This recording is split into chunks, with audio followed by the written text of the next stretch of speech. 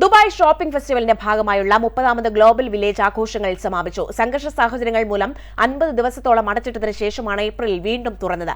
തുടർന്ന് മെയ് 31 അർദ്ധരാത്രിയോടെ ആഘോഷങ്ങൾക്ക് കൊടിയിറങ്ങി.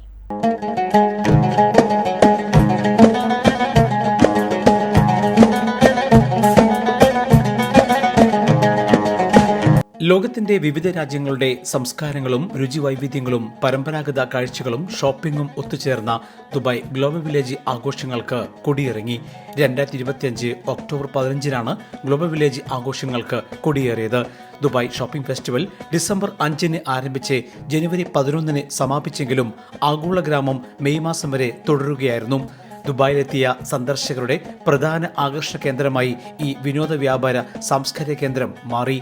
ഇന്ത്യ ഉൾപ്പെടെയുള്ള രാജ്യങ്ങൾ പ്രൗഢിയോടെ തലയുയർത്തി നിന്ന കേന്ദ്രത്തിലേക്ക് സന്ദർശക പ്രവാഹം ഒഴുകിയെത്തി.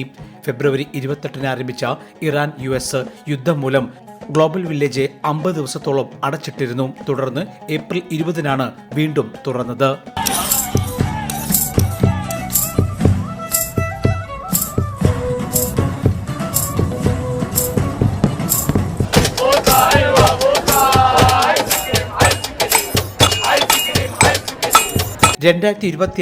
പുതുവത്സര രാവിൽ ലോകത്തെ വിവിധ രാജ്യങ്ങൾക്കൊപ്പം 7 വ്യത്യസ്ത സമയങ്ങളിൽ 7 തവണ പുതുവർഷ ആഘോഷങ്ങൾ സംഘടിപ്പിച്ച് ഗ്ലോബൽ വില്ലേജ് ചരിത്രം കുറിച്ചത് വലിയ നേട്ടമായി. വാനിൽ വർണ്ണവിസ്മയം തീർത്തായിരുന്നു അന്ന് ആഘോഷം ഒരുക്കിയത്. ഡ്രോൺ ഷോയും വെടിക്കെട്ടും സാംസ്കാരിക പരിപാടികളും ഇത്തവണ മേളയെ ശ്രദ്ധേയമാക്കി. വിവിധ കാർട്ടൂൺ കഥാപാത്രങ്ങളും മറ്റുമായി ആകാശത്ത് വർണ്ണവിസ്മയം തീർത്ത ഈ കാഴ്ചകൾ കാണാൻ ആയിരങ്ങളെത്തി. രാത്രികാലങ്ങളിലെ വെടിക്കെട്ടും ഡ്രോൺ പ്രദർശനങ്ങളും 30-ാം വർഷത്തെയും ഗംഭീരമാക്കി.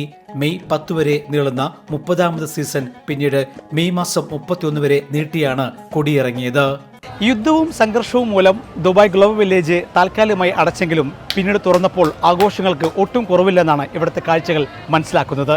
അതുതന്നെയാണ് ഈ കൊടിയിറക്കത്തിന്റെ മഹാവിജയവും. ദുബായ് ഗ്ലോബൽ വില്ലേജിൽ നിന്നും എൽവിസ് ടുമാർ, Jaihind news. One anchor every week, 20 years, 1,000 episodes on one TV channel. Middle East this week, an Elvis Chumar TV show. Exclusively on Jayhind TV. Stay tuned for the 1000 countdown.